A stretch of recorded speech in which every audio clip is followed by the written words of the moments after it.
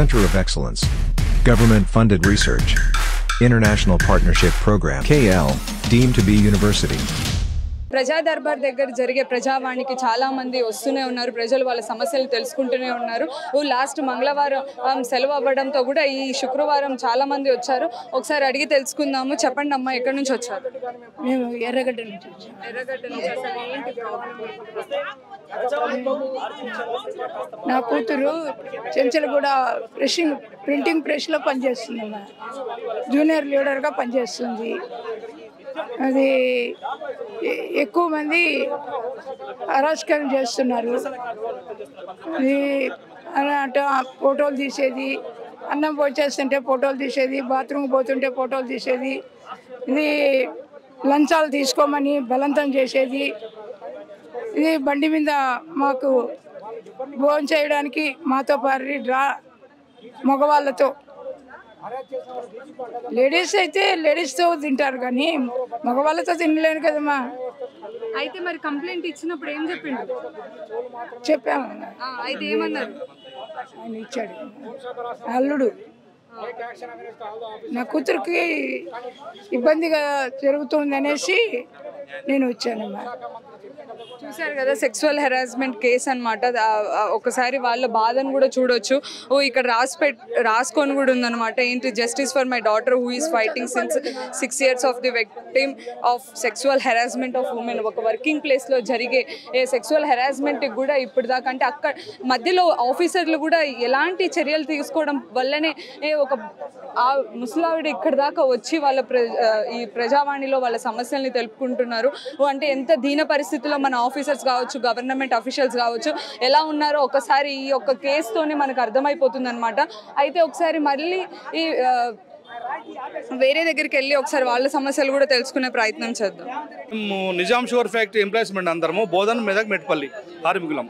అసలు ఏంటి ప్రాబ్లం ఇక్కడ? మా ఉద్యోగాలను కాపాడండి. అదేనండి, ఇప్పుడు టీఆర్ఎస్ ప్రభుత్వం 23/12/2015 నడుస్తున్న ఫ్యాక్టరీ మూసేశారండి. ఇది అందరూ ఏమంటారంటే 100 రోజుల్లో తెరిపిస్తా అన్న టీఆర్ఎస్ ప్రభుత్వం అని చెప్పాడు. అది ఫాల్స్ అండి. అది 100 రోజుల్లో జాయింట్ వెంచర్ నడుస్తున్న ఫ్యాక్టరీని 100 రోజుల్లో 100% టేక్ ఓవర్ చేస్తా అని చెప్పి మళ్ళీ టీఆర్ఎస్ ప్రభుత్వం ఏర్పడ్డాక 18 నెలలకే మూతపడ్డదండి నడుస్తున్న ఫ్యాక్టరీ.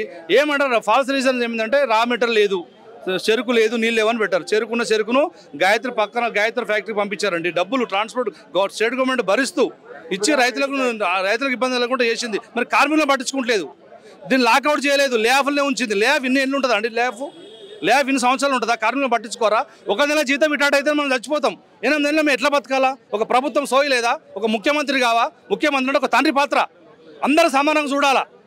అప్పుడు 23 జిల్లాలను పరిపాలించిన ఉమ్మడి రాష్ట్రంలో ఇది 10 జిల్లాలు పాలించలేకపోతుంది పోయింది గత ప్రభుత్వం.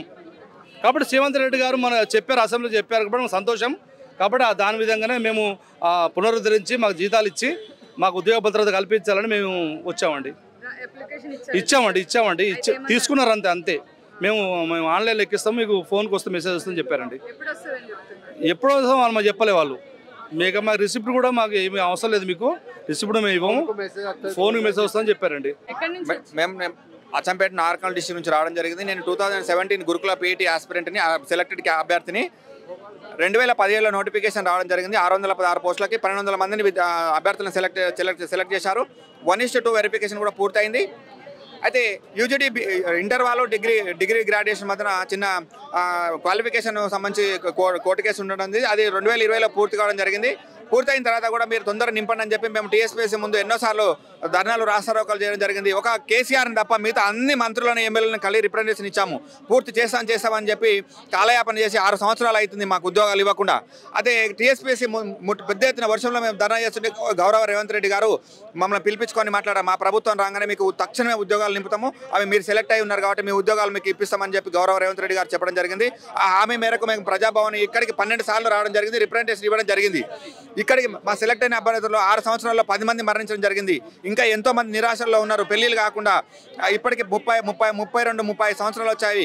ఈ ఉద్యోగాన్ని నమ్ముకొని మేము వేరే ఉద్యోగాలకు వెళ్ళలేక, ఇటు ఉద్యోగం వచ్చింది చెప్పుకోలేక, ఇటు ఉద్యోగంలో చేరలేక మేము ఇట్లా చాలా ఇబ్బంది పడుతున్నాము. మరి 6 సార్లు వచ్చినప్పుడు ఒకసారి కూడా ప్రాబ్లం సాల్వ్ చేస్తామని చెప్పారు. మా దగ్గర రిప్రజెంటేషన్ తీసుకున్నారు. సో సార్ మాకు టైం ఇవ్వండి, మేము చేస్తామని చెప్పిండ్రు. అధికారులని ఇప్పుడు ఉన్నటువంటి ఈ కాంగ్రెస్ గవర్నమెంట్ ఏదైతే ఉన్నదో వెంటనే అధికారులకు ఆదేశాలు ఇచ్చి మా ఉద్యోగాలు త్వరగా ఈ నెలలో నింపాలి. ఒక 1 వీక్లో 2 వీక్లో 1 మంత్లో నింపాలి, లేకపోతే మరింత మంది చనిపోయే ప్రమాదం ఉన్నది. దయచేసి మీ ద్వారా రేవంత్ రెడ్డికి ఈ విషయాన్ని తీసుకోవాల్సిన కోరుతున్నాను. ధన్యవాదాలు. ఎక్కువ శాతం అంటే ప్రజా దర్బార్ దగ్గర ఎక్కువ భూముల కబ్జాలు, అంటే ఎవరికైతే ఓటేసి గెలిపించుకున్నారో వాళ్ళే ఎక్కువ భూ కబ్జాలు చేయడంతో వాళ్ళు కూడా వచ్చి ప్రజావాణి దగ్గర చెప్పుకుంటున్నారు వాళ్ళ సమస్యని. అయితే అసలు ఏంటి ఇక్కడ సమస్య అనేది కూడా ఒకసారి వాళ్ళని అడిగి తెలుసుకుందాము. అసలు ఎప్పటి నుంచి అండి, అసలు ఏంటి సమస్య? మా సమస్య ఏంటంటే అతను భూమి ఉన్నది అక్కడ 50 నెంబర్ అతనిది ఉంది, ముత్తిరెడ్డి యాదిరెడ్డి 52 అతను 51 మా సర్వే నెంబర్. మేము పార్టీషన్ కాలే, భాగాలు పంచుకోలే. ఇంతవరకు మేము ఎన్నో కంప్లైంట్ పెట్టినాం ఇతని మీద. దొంగ లేబర్ చేసి తయారు చేసి మొత్తం మాది కూడా ల్యాండ్ ఇలా కలిపేసిండు. మొత్తం ఏం చేసిండంటే పోలీసులు అదే అండ ఉందని, అధికారం అండ ఉందని చెప్పి ఇతను మా మీద కేసులు పెట్టి ఆ కేసు నెంబర్ రాసినాం. కేసులు పెట్టి మెడికల్ పిఎస్ఓలు మా మీద కంప్లైంట్ రాపించి మాకు 10 ఏళ్ళ నుంచి ఒకటే తిరుగుతున్నాం. ఎన్ని కంప్లైంట్ పెట్టామో దాని మీద ఒకళ్ళు చర్య తీసుకుంటలేరు. దాన్ని మీరు చేసి విలేకరులు కానీ ఎవరు కానీ మాపై దయచేసి మీరు చేయాలని మేము కోరుతున్నాం. దానికోసమే ఎన్నిసార్లు తిరిగినాం, మాకు వస్తలేదు. ఏమంటే మాకు సమాధానం వస్తలేదు. వచ్చి 2 సార్లు వచ్చినాం. ఏమన్నారు, మేము కలెక్టర్ ఇచ్చామన్నారు. మాకేం తెలుస్తుంది అడిగిపోతే కలిపి. అందుకోసమే చెప్పడానికి వచ్చినాం.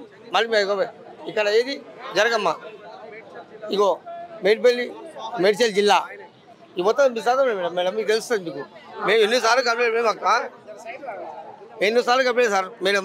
మాకు అసలు మా మీద చర్య తీసుకోలేదు. మేము ఎన్నోసార్లు చెప్పినాము, వాళ్ళ మీద చర్య తీసుకోలేదు. మీరు ఒకసారి మీరు కూడా చేసి విలేకరు టీవీలో వేయండి అని కోరుతున్నాం మేడం. మాకు న్యాయం జరగాలని కోరుతున్నాం. న్యాయం జరుగుతుంది. మేడ్చల్ దగ్గర గౌడవెల్లి ఇంత అన్యాయం చేస్తున్నారు. గౌడవెల్లి వాళ్ళు ఖాళీ రేషన్ బియ్యం ఒకటే తింటున్నా. నా మీద పగబట్టి దాడి చేసి ఎలగొట్టాలి అని చూస్తుర్రు. జాగాకి లంచం అడుగుతుర్రు. 10 లక్షలు ఒకసారి, 5 లక్షలు ఒకసారి. ఉప సర్పంచ్ ఇగో ఎంత అన్యాయం చేస్తుర్రు. ఆ అమ్మ సుశీలమ్మ ఒక్క వ్యక్తి ఆది అక్కడ 30 మందిని తయారు చేసింది. నా కొడుకు నేను మమ్మల్ని సంపని ఇంకా తయారు చేసింది. ఎప్పుడు ఏం చంపేది కూడా మాకు తెలియదు. పోలీస్ ఆయన ఊడక సెక్యూరిటీ మేడంకి చెప్పి ఆ గుడిసె ఖాళీ చేయి అంటాడు. అతను పోలీస్ డిపార్ట్మెంట్ ఇంతమంది ఒక్కటే పట్టయ్యారు. ఆమెది ఒక మాట ఉంది. ఆమెను ఏం చేయగలిగారు? చంపుతారా, ఏం చేస్తారా అని పోలీసుకు కూడా ఇంత దౌడు రాలే. రేవంత్ రెడ్డి అన్న నీకు నమస్కారం. నాకు న్యాయం జరగాలి. సర్వే నంబరు అక్కడ ఎక్కడ ఉన్నా అమ్మిన కబ్జా పెట్టిన మొత్తం లాగి గవర్నమెంట్ గరీబులకి, మాసాల గరీబులకి ఇవ్వాలి. బంగారం ఒక వ్యక్తి బంగారం గుంజుకొని పోయిండు. అతని పేరు సేరెల్లి. నన్ను కొట్టి రేప్ చేసి గుంజుకొని పోయిండు. ఇక ఈ ఊరంతా బదులుకొని నన్ను ఎలా దెంగుతురు పోలీస్ ఆయన కూడా. ఇక 1 నంబరు అతని రమణారెడ్డి గుడిసె బీక్తా, అల్లి బీక్తా, గ్రూప్ ఉంటే ఇస్తా, జాగా లేకుండా లేదంటాడు. అందరికి గ్రూప్ చూసే ఇచ్చిండా జాగాలు. మా ఓట్లు చూసుకొని ఇచ్చిండా జాగాలు. అది కావాలా మేము నాకు న్యాయం జరగాలి. నేను వచ్చి 60 ఏళ్ళు అయింది ఆడ. అయితే మొత్తానికి చాలా మంది కూడా మళ్ళీ భూ కబ్జాలు, అలాగే పెన్షన్లు ఇలాంటి సమస్యలతో చాలా మంది వచ్చారు. అలాగే నిరుద్యోగులు ఉద్యోగాలు వచ్చి కూడా ఇవ్వకుండా అలాగే ఫ్యాక్టరీ మూసివేశారు.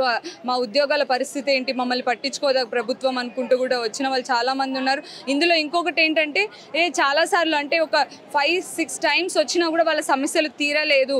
అందుకని మళ్ళీ రావాల్సింది వస్తుందని కూడా చెప్తున్నారు. మొత్తం రేవంత్ రెడ్డి మీదే మా నమ్మకం అంతా కూడా. ఆయన ఖచ్చితంగా ఇవన్నీ కూడా మా ఏవైతే పెన్షన్లు కావచ్చు, ఇండ్లు కావచ్చు, ఎవరైతే కబ్జాలు చేసిండ్రో వాళ్ళ దగ్గర నుంచి కూడా ఇవన్నీ మాకు ఇప్పించాలి. ఈ సీఎం రేవంత్ రెడ్డి గారి మీదే మా నమ్మకం అంటూ కూడా ఇక్కడికి వచ్చిన ప్రజలు చెప్తున్నారు. కెమెరామెన్ గణేష్ తో దివ్య, RTV హైదరాబాద్. మరిన్ని వీడియోస్ కోసం ఛానల్ ని సబ్స్క్రైబ్ చేయండి. లేటెస్ట్ అప్డేట్స్ కోసం వాట్సాప్ ఛానల్ ని ఫాలో చేయండి. అండ్ లింక్ డిస్క్రిప్షన్ లో ఉంది.